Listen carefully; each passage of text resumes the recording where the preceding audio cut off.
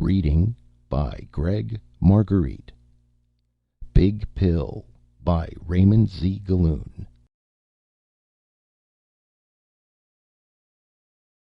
Child it was, of the now ancient H-bomb. New, untested. Would its terrible power sweep the stark Saturnian moon of Titan from space? Or miraculously create a flourishing paradise colony? Under the glow of Saturn and his rings, 5 of the air domes of the new colony on Titan were still inflated. They were enormous bubbles of clear, flexible plastic. But the 6th air dome had flattened, and beneath its collapsed roof, propped now by metal rods, a dozen men in spacesuits had just lost all hope of rescuing the victims of the accident. Bert Kraskow, once of Oklahoma City, more recently a space freighter pilot, and now officially just a colonist, was among them. His small, hard body sagged as if by weariness, his lips curled, but his full anger and bitterness did not show.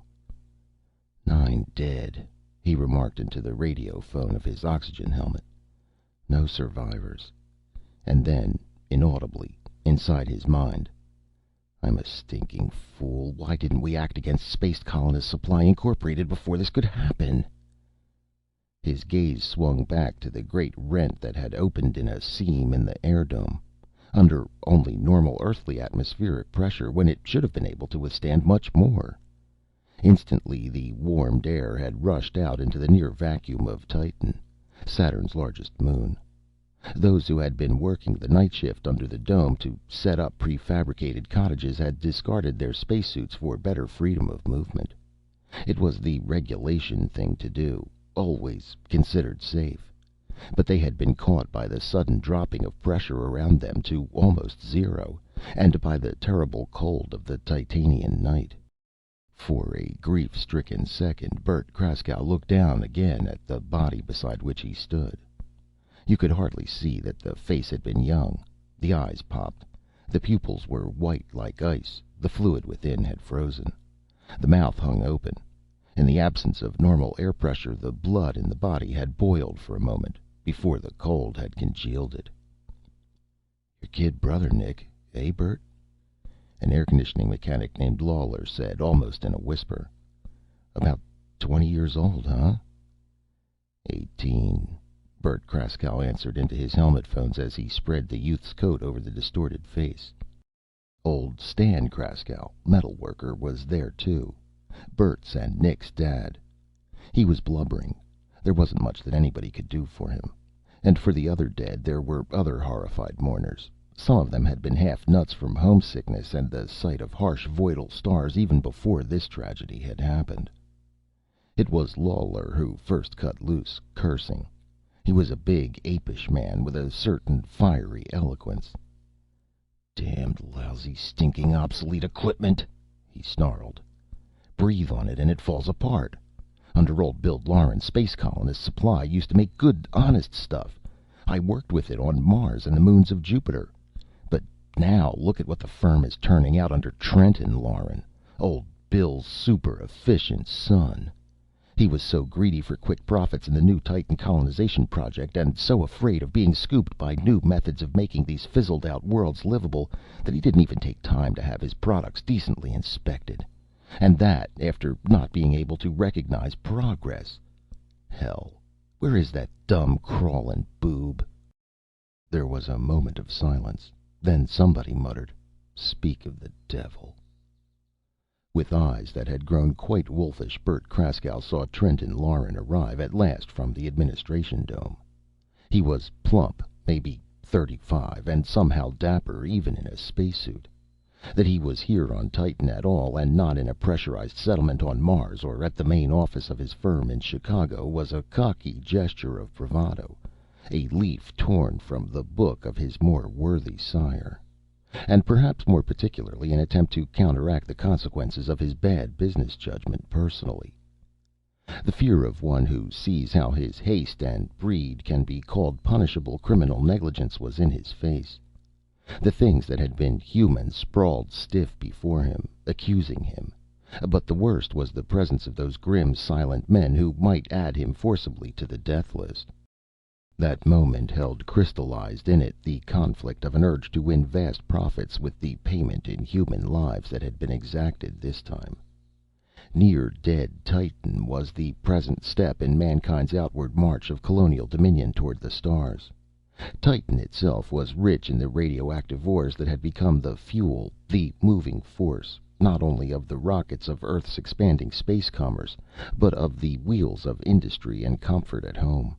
And richer in those elements were the rings of Saturn, nearby, those stupendous whirling bands of dust, wreckage of a broken satellite in which, as in any other planet or moon, most of those heaviest, costliest metals had originally sunk to its center, far out of reach of mining operations. But in the rings, all this incalculable wealth of uranium, radium, osmium, and so forth, not to mention millions of tons of useless gold, was uniquely exposed, as easily accessible dust. Oh, yes, and the SCS, Space Colonist Supply, wanted its cut for providing equipment as received elsewhere in the past. Bert Kraskow knew that this must remain dapper Trenton Lauren's aim, in spite of a vast and possibly ruinous investment in manufactured goods that could turn out to be obsolete and unmarketable, in addition to its poor quality. Bert studied Lauren from between narrowed eyelids, weighing his qualities further, judging, ever predicting. Trenton Lauren might hate himself some for the deaths that were his responsibility, yet Bert bet that he hated himself more for having to explain the failure of one of his airdomes to those crude colonists. It hurt his ego. Lauren was full of fear. He was a stuffy, visionless conservative. But he was wily, too. Bert saw his lips tighten as he marshaled his forces to smooth down the fury of the men before him. "I'm deeply sorry that these people had to die," he said in his high-pitched voice. "But chance-taking is part of any new space venture, and all who use air-dome spacesuits or other SCS equipment are insured against its defective performance. $10,000 paid in case of death is still a lot of money. SCS has made fine products for over 40 years. No dangerous new-fangled ideas can yet replace them. Considering the risk inherent in space colonization, occasional mishaps can hardly be avoided. You all know that.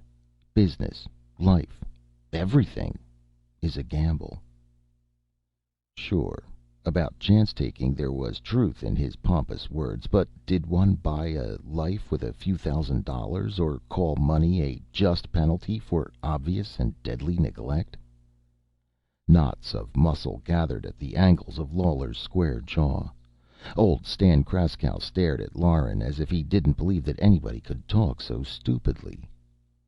Bert Kraskow's savage blood seethed, but when he was really sore, his tendency was to be coldly and quietly logical in his speech and actions. The plans to change things were made. He was in on them. And what was the use of getting into arguments that might give the enemy a hint, or set off violence that might spoil everything? "Easy," he whispered.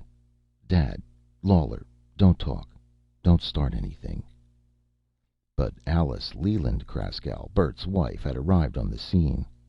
She was little and dark and fiery, one of the few feminine colonists yet on Titan.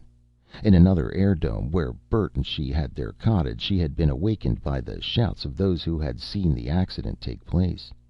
Donning a spacesuit, she had followed the crowd. Being at a little distance from her, Bert had no chance to shush her outspoken comments, and to try might have done no good anyway. She had truth to tell, and a woman's tongue to tell it. "Yes, Mr. Lauren," she said pointedly, "we're all gamblers, granted. But you started to cheat even before you were afraid of losing. Maybe it's time we did something about it." Trenton Lauren looked more scared than before. But now, as two space patrolmen in their silvery armor arrived from their quarters and stood beside him, he smiled a little. "Madam," he drawled, "maybe I know what you mean. You want to defy the law. Someone around here has been hoping for word from Earth that an okay has been granted by the Safe Products Approval Board for, shall we say, a radically new product. Well, the optimists will wait a long time for such approval at the SPAB. The action of this invention is, to say the least, extremely dangerous. So, if they're that foolish, those optimists might as well go ahead with their alternate course, to bring their deadly and spectacular innovation dramatically into use without the stamp of safety. Bert's concern about his wife's outspoken challenge to Lauren was thus suddenly diverted. His jaw hardened further. A nagging suspicion that Trent and Lauren had found things out was confirmed. It meant, perhaps, that Lauren had already taken counteraction secretly. Bert Kraskow longed to beat up Lauren, in spite of the presence of the two space policemen, but the need for immediate and better action denied him this extravagant luxury. He went to his wife's side and took her arm. "Lauren," he said, "I've got a brother to bury, so discussions are out for now. Guys, will you bring Nick's body to my cottage? Come on, Allie." Bert was trying very hard to slip away unobtrusively when Lauren grinned mockingly.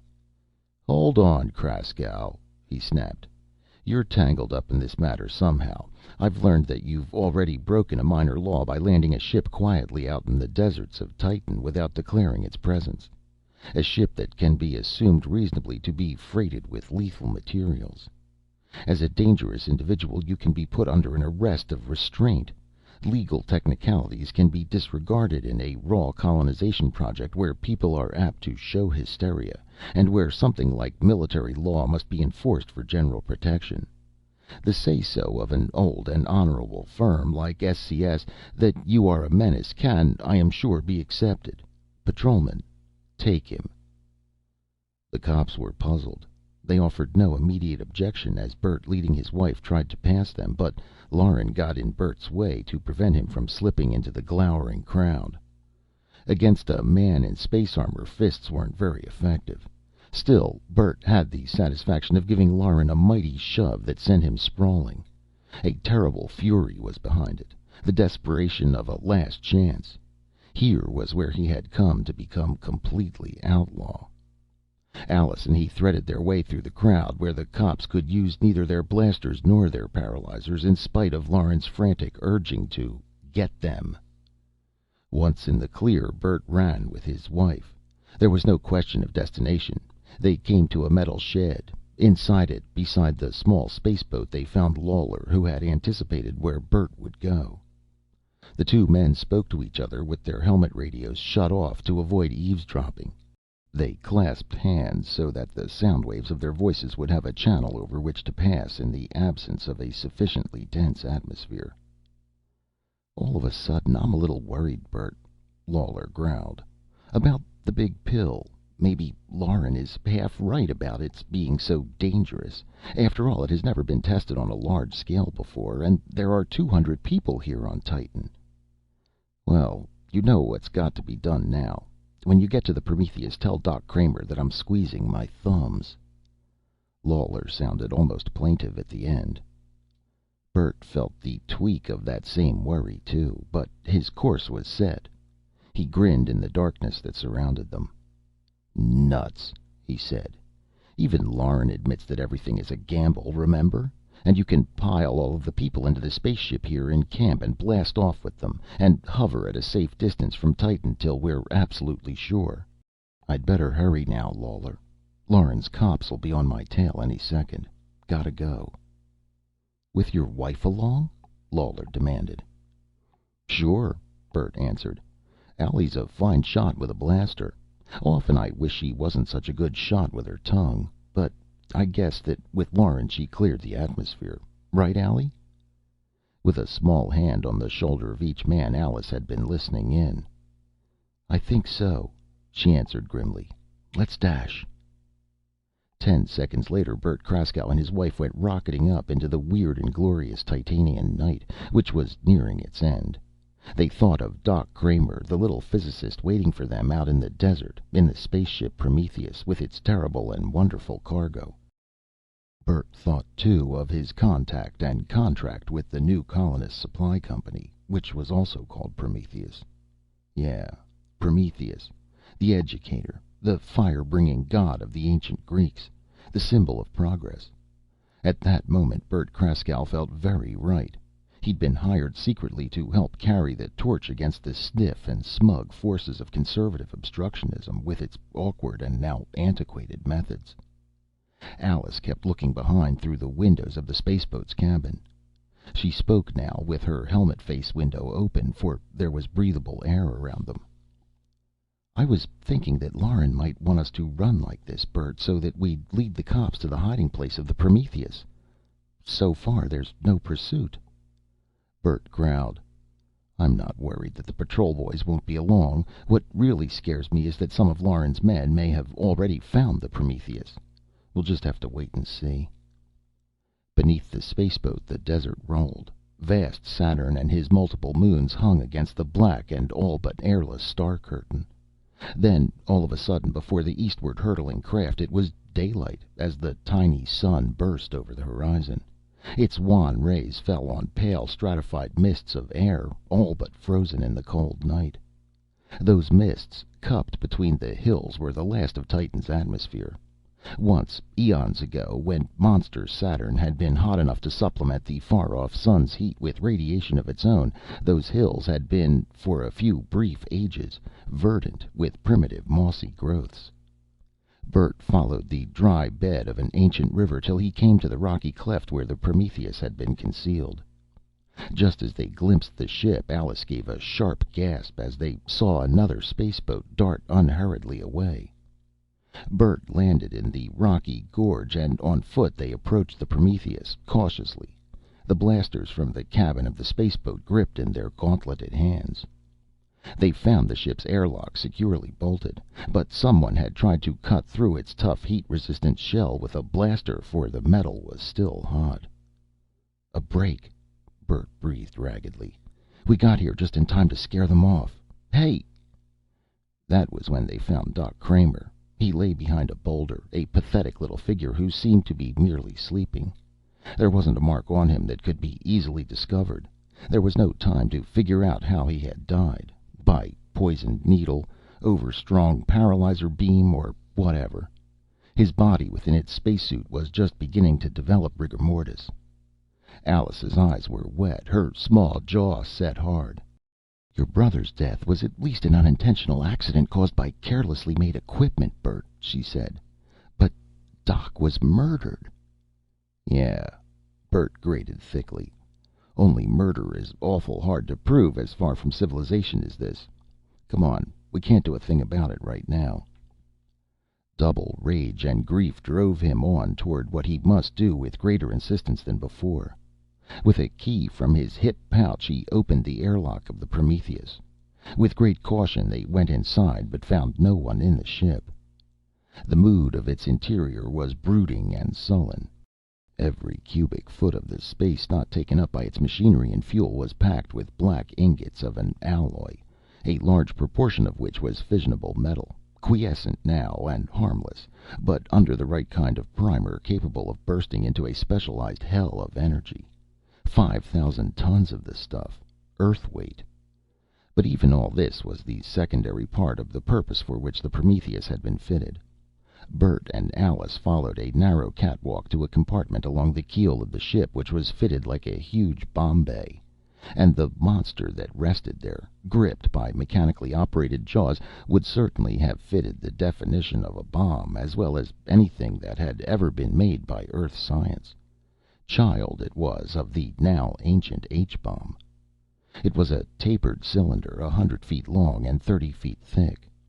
For one grim, devilish moment, Bert Kraskow paused to pat its flank, to feel the solid metallic slap of its tremendous shell case under his palm, to be aware of the intricacies of its hidden parts, the fork-like masses of fissionable metals that could dovetail and join instantly, the heavy water, the lead, the steel, the beryllium. Here was watch-like perfection and delicacy of mechanism, precision meant to function faultlessly but for a fragment of a second, and then to perish in a mighty and furious fulfillment. Here was the thought of man crystallized, trying to tread a hairline past inconceivable disaster to the realization of a dream that was splendid. In that moment, this thing seemed to answer to all the fury of wrong and sorrow that burned in Bert Kraskow. And the vision soared in his mind like a legend of green fields and light. For a few seconds he was sure, until doubt crept up again from the bottom of his brain, and until Alice put that uncertainty into words. "Doc is gone," she said. "Even with his expert help, using the big pill would be taking a chance. Bert, do you think we can do it alone? Will it be all right? Are you certain, Bert?" Her large dark eyes pleaded for reassurance.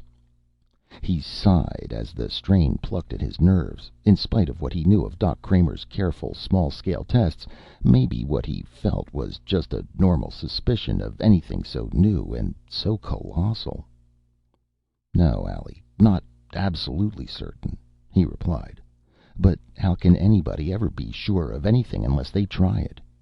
Doc died for an idea that holds tremendous hope for the good of all people who make their living in space. He was the principal inventor, and much more than just the boss of a new company. We aren't going to let him down. What we're going to do is for Nick and for everybody who ever died violently on near-dead worlds. Lauren and what he stands for won't stop us. We can radio another warning and instruct everyone on Titan to blast off for a while." Alice seemed to draw confidence from her husband's words. She smiled a bit wanly. "Okay, Bert," she said. "This is also for the folks who have gone nuts or have just gotten terribly homesick from seeing too much black sky of space for too long. Let's go." They strapped themselves to the seats in the Prometheus's control room. Bert depressed the throttle. Rocket jets flamed. The rebuilt freighter lifted heavily and gained momentum toward a speed of miles per second. In the rear vision screen, the Kraskows saw two police spaceboats flashing the blue signal for them to land. Bert set the Prometheus in an orbit around Titan, about 1,000 miles above the bleak and dried out surface of the Saturnian satellite. Thus the ship became a little moon of a moon. Alice was shouting into the mike of the large radio transmitter. "Colonists at Camp Titan, enter your ship. Blast into space for safety. We are about to use the big pill. Colonists at Camp Titan, blast for safety. Police boats, give us room. Don't interfere." This was the start of a wild drama. When Alice switched from transmission to reception, the calls from the patrol craft were stern. "Freighter Prometheus, this is the Space Patrol. Proceed to a landing or we blast." But these calls still seemed secondary, compared to other words also coming from the receiver, like another overlapping radio program. It was Trenton Lauren's scared voice that spoke. "Space Colonist Supply Incorporated calling deep space units of patrol. Send more help to Titan. Maniac named Kraskow amuck with freighter Prometheus, known to contain huge bomb. Destroy on sight. Bomb supposed to be the invention of group headed by one Emil Kramer, renegade scientist believed to have a grudge against SCS. Claims for invention wholly extravagant and unbiased. Hurry, deep space units of patrol. More help or all of Titan will be flooded with heat and deadly radioactivity. Hurry, hurry, hurry." Just then the Prometheus rocked from the impact of a blaster beam. And though the Kraskows could not see the effect of the weapon, they knew that there were glowing spots on their ship's tough hull. If the patrol boats could bear down with their beams on a particular area for a few seconds, a mighty episode could end violently before it had a chance to start. Alice's small hands were on the complicated aiming and firing mechanism of the heavy blaster, mounted externally on the hull of the Prometheus. "I'll keep the cops at a distance with a few near misses," she said. "Maybe they aren't too anxious to take the chance of setting off the big pill anyway. Let me worry about them, Bert. Just do what you've got to do." They had shut off their radio. There was no need to listen to the somewhat hysterical repetitions of what had come through before. Every few moments there was a burst of humming sound as Alice fired.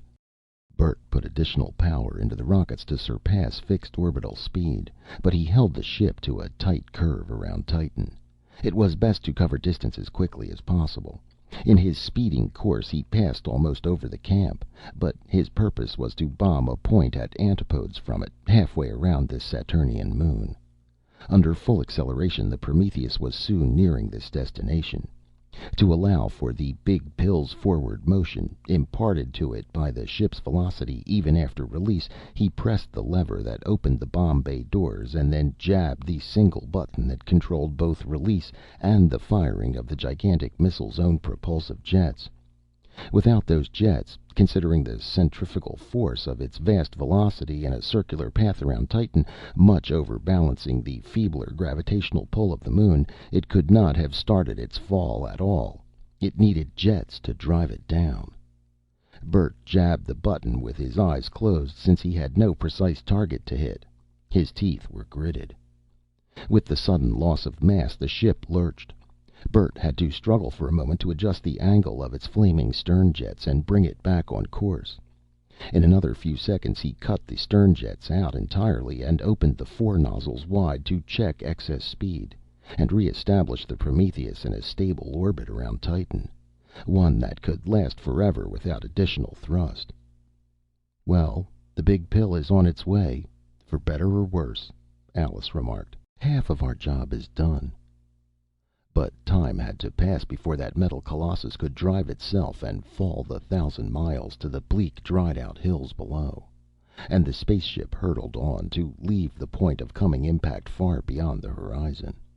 This, the Kraskows knew, was fortunate for them. The solid bulk of Titan would be the shield between them and holocaust. No human eyes could have looked directly on such a holocaust at a range of a mere 1,000 miles and not be burned from their sockets.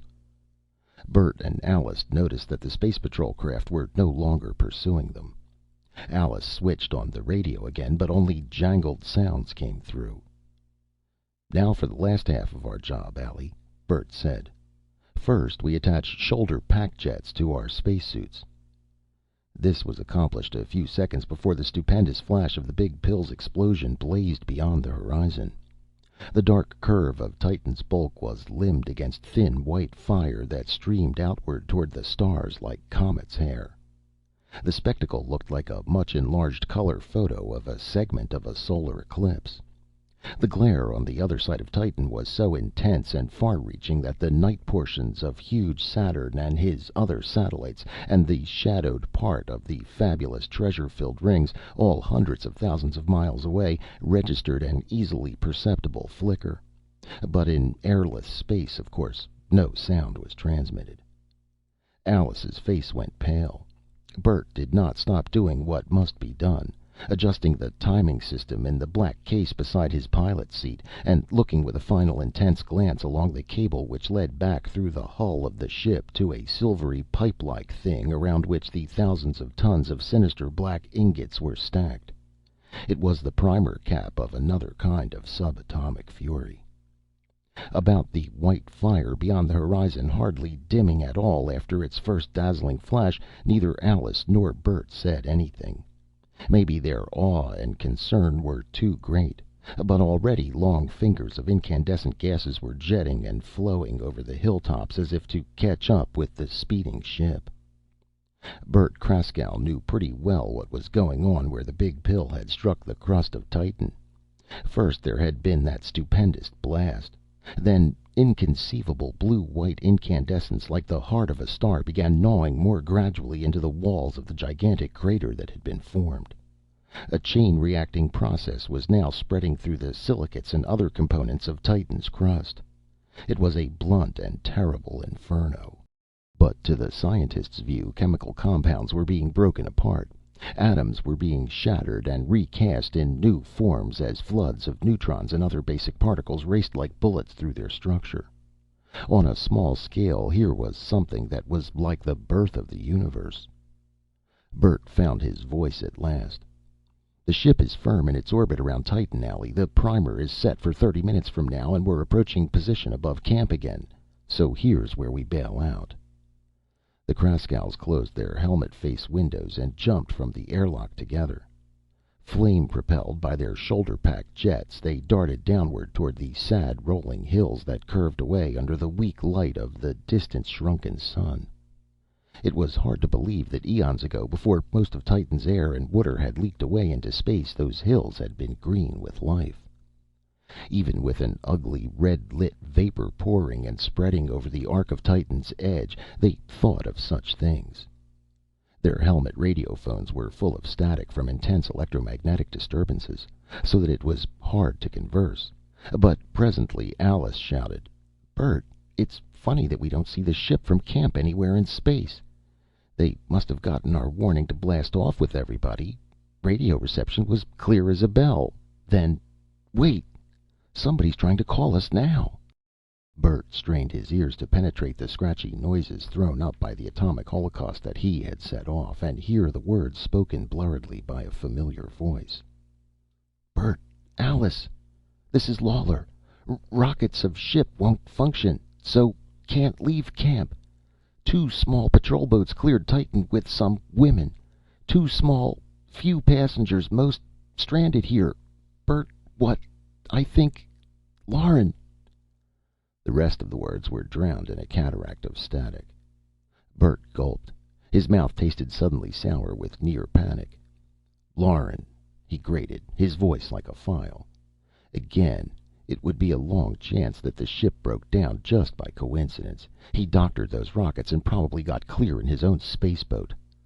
Leave it to him to make the use of the big pill look like a disaster. And it can be that now, with people left in the danger zone, losing their heads, acting foolishly. Bert felt much more than just bitter, furious chagrin.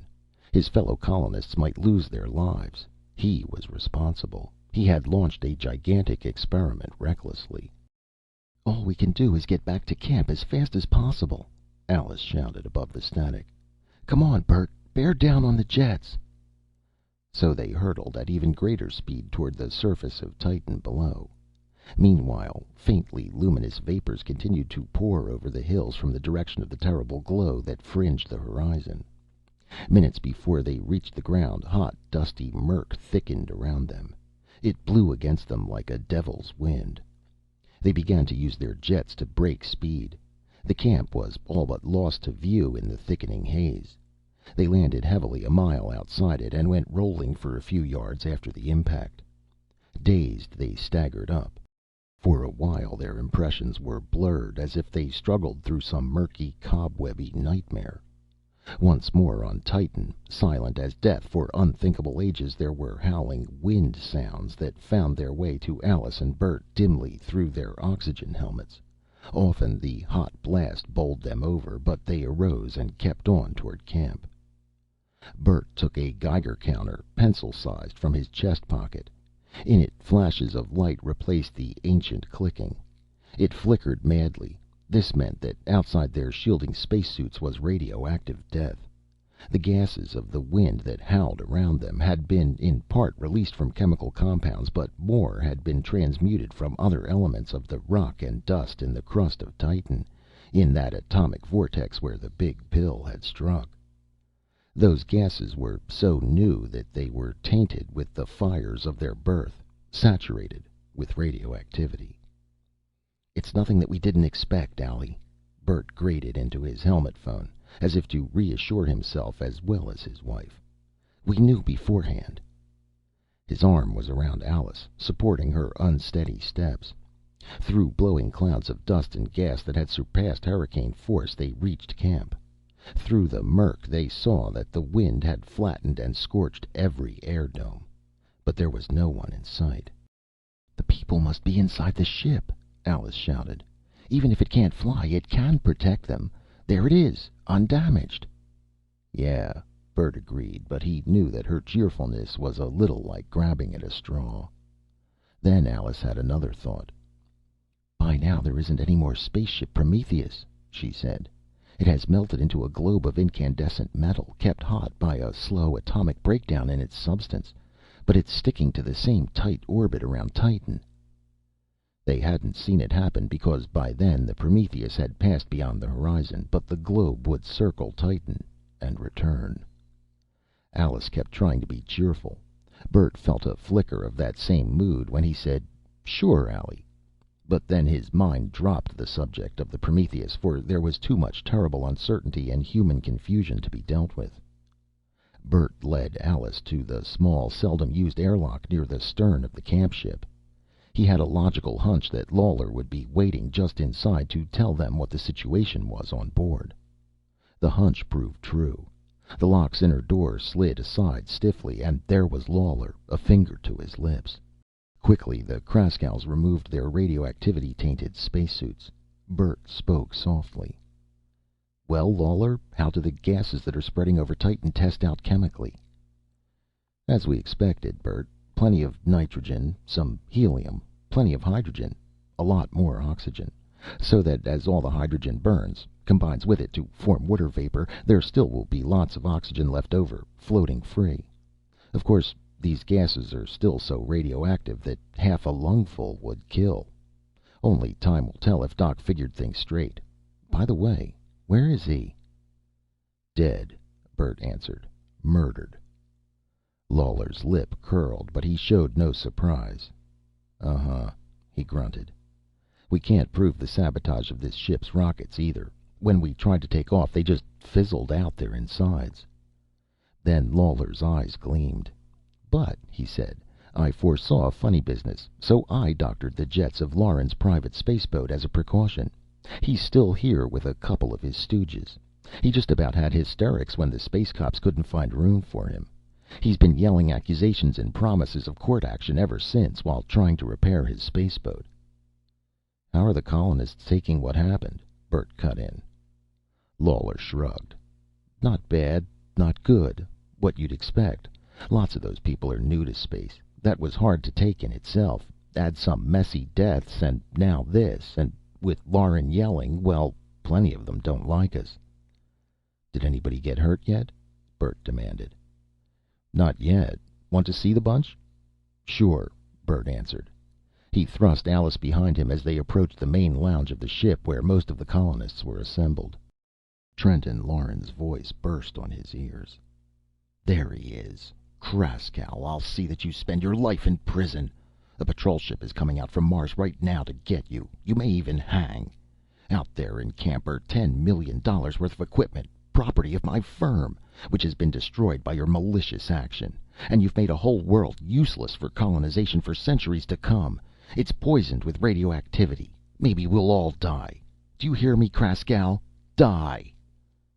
Bert Kraskow moved quietly forward, past faces that glowered at him. Then he struck. There was a vicious thud. Lauren went down, drooling blood, his eyes glazed. Bert did not lose a motion as he stepped forward and laid Lauren's two henchmen low with equal dispatch. Minutes passed before the trio was awake again. Before Lauren could spout more venom, Bert stopped him with a growl. "Get out of my sight," he said. "Say another word and you'll get more of what you just got." They went, Lawler following to watch out for possible mischief. "None of us are hurt yet," Bert told those near him, "though some things have gone wrong. Let's sit tight and see how matters turn out." As he looked around him, Bert felt that most of the colonists didn't really care to listen to him. Maybe you couldn't blame them. They'd all heard and seen too much, and in a sense Bert felt little different than they did. There was fear in him, and tension. He had released a colossus. Calculations and minor tests might call it a genie of benevolence, but this remained still unproven. Outside, the wind howled, making the ship quiver. The glow from the big pill continued to paint the now murky sky. Bert and his wife waited grimly and silently in the lounge with the others. Hours passed without much change. Once, briefly, it was red-lit night. Then this changed for a while to daylight that was blurred, but far stronger than that to which a Saturnian moon was accustomed. A little later, Lawler came back to the lounge. "Trenton and his bums got their spaceboat patched up," he announced. "I watched 'em do it. They went out protected by spacesuits, of course. They did a botched job, but I guess it'll hold. Now they're taking off." Through the leaded glass of the window ports, the colonists watched the craft vanish into the steam-filled void. A minute later, disaster struck the colonists. The explosion was not heavy against the roar of the storm, but a jagged hole a yard across was ripped in the ship's hull. Into the hull rushed a hot, radioactive wind. Automatic safety doors failed to close properly. Maybe they had been sabotaged too by Lauren. Many of the colonists were wearing spacesuits. They were the lucky ones, only having to slam their face windows shut to be protected sufficiently from radiation. The others had to scramble to armor themselves. Bert and Alice Kraskow and Lawler had been outside. The outer surfaces of their suits had been contaminated, so they had to remove them inside the ship to avoid tainting their surroundings. And in the press of events, they hadn't thought to put on other spacesuits. In the lounge and elsewhere, fastened against the walls, were such armor for emergency use. Bert tried to help his wife get into one, but she ordered sharply, "I can do this. Take care of yourself, Bert." He didn't do that. Nor did Lawler. They ran down a passage toward the rent in the ship, intent on stopping the gases that were flooding the craft's interior. Seconds were important. The radioactive wind, much cooled during the long journey from its point of origin, but poisoned by invisible emanations, struck their unprotected bodies. Yet they kept on. They dared not breathe or speak. Still they worked together with an efficiency of terrible need, stepping over the forms of men who had already fallen. Bert found a flat sheet of metal to use as a patch.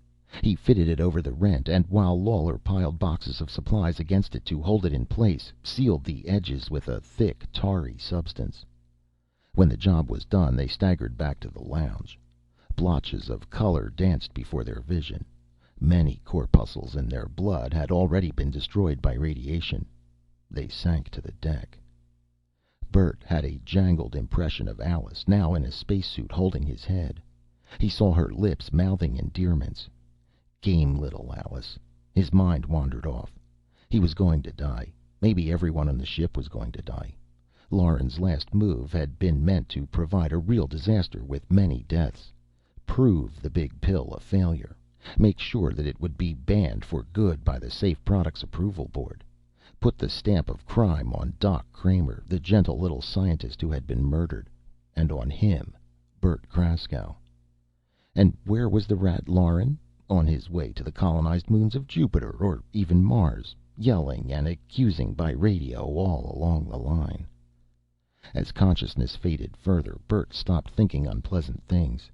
His mind drifted into Doc Kramer's dream of the changes which would make the near-dead worlds of space really habitable and homelike, fit for human colonists. It was a beautiful, lost vision. He was out cold, then, for several Earth days, and only dimly aware for many days afterward. He knew that he was in the ship's sickbay, and that Lawler and other men were there, too. He heard their voices and his own, without remembering what was said. Alice often came to see him. Often he heard roaring, watery sounds as of vast rains. Gradually he came out of the dreamlike period, learning of what had happened, until the time when he walked from the sickbay, unsteadily but on the mend. Alice at his elbow spoke. "It was as Doc Kramer planned, Bert. Solving the hardest problem." He knew what this meant. Transmutation, or any atomic process, must involve the generation of much radioactivity that can destroy life. In the big pill, the problem was to make all the atoms break and rearrange their components into new elements as cleanly and sharply as possible, so that residual atomic instability, radioactivity, that is, would not linger for years, but would disappear quickly. "Titan's new atmosphere is clean and breathable now, Bert," Alice went on. "And likewise the radioactive poisons that made you and Lawler and the others very ill disappeared quickly from your bodies. However, 2 colonists were beyond saving." Lawler was with the Kraskows. They went out of the ship without the cumbersome protection of spacesuits. A space patrolman hovered like a worried hawk, watching Bert, but the latter did not seem to mind. Far above, replacing the hard stars and blackness of space common to the firmaments of all dead and near-dead worlds, were great fleecy clouds and blue sky. The atmosphere, because of Titan's low gravity, was highly expanded, and hence thin, but rich in oxygen. The breeze smelled cool and fresh. Overhead was a second sun, seemingly much larger in diameter than the distant central orb of the solar system. It crept with visible motion across the sky. It was the molten globe of what had been the Prometheus, and its cargo, locked in its sub-lunar orbit around Titan. but it was calculated to provide sufficient warmth and light to a small world such as this for 10 years without renewal. Colonists were clearing away the wreckage of the now useless air domes and putting their cottages in order, but they still looked around in awe at the miracles that ended their space nostalgia, making them feel truly at home here. Down in the valley there was even a great lake of rainwater from condensed steam, one of the end products of the process that had gone on in the rocks of the great crater on the other side of Titan. That process had died to a sleepy smoking now, but all over this moon of Saturn there were many lakes. Big Lawler chuckled gleefully, the sound rumbling deep in his chest. "Rejuvenation of burnt out spheres on a really progressive basis," he growled.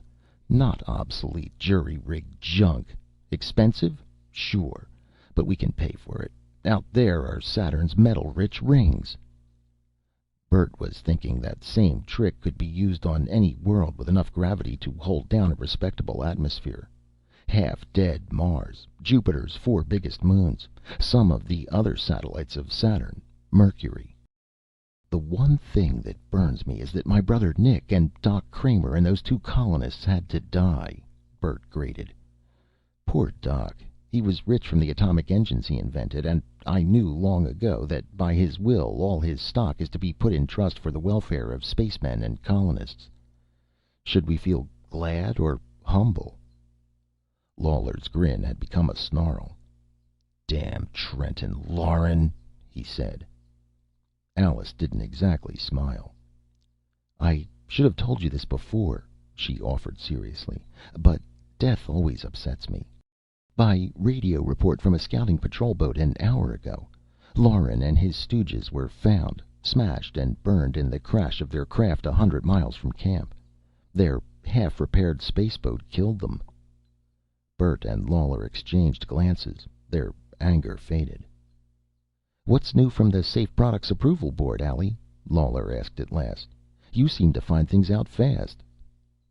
"Nothing new," she answered. "The latest messages are much the same as those from a while ago.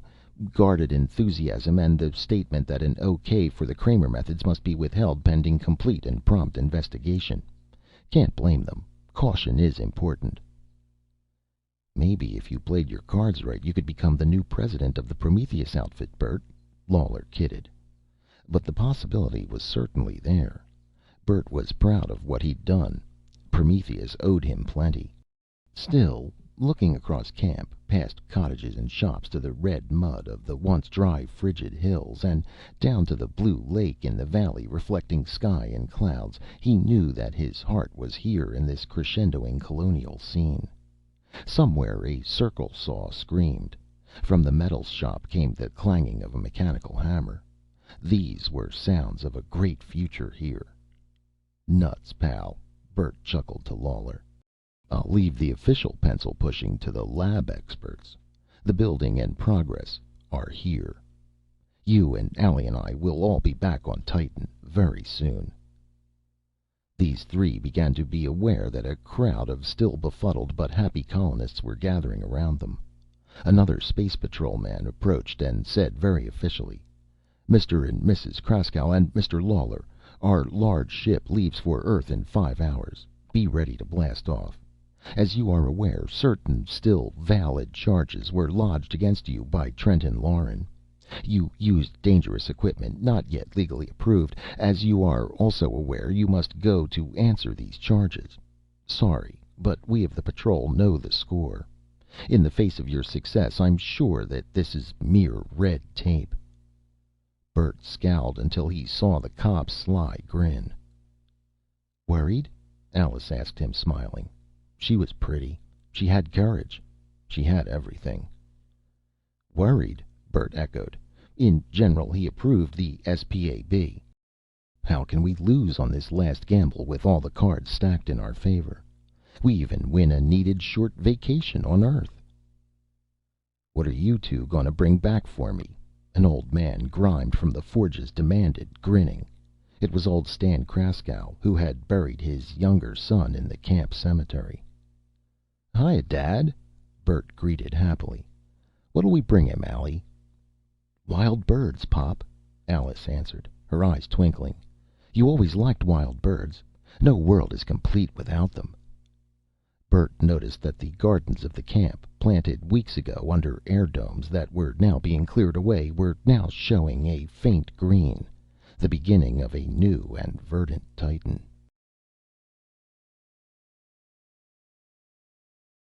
End of Big Pill by Raymond Z. Gallun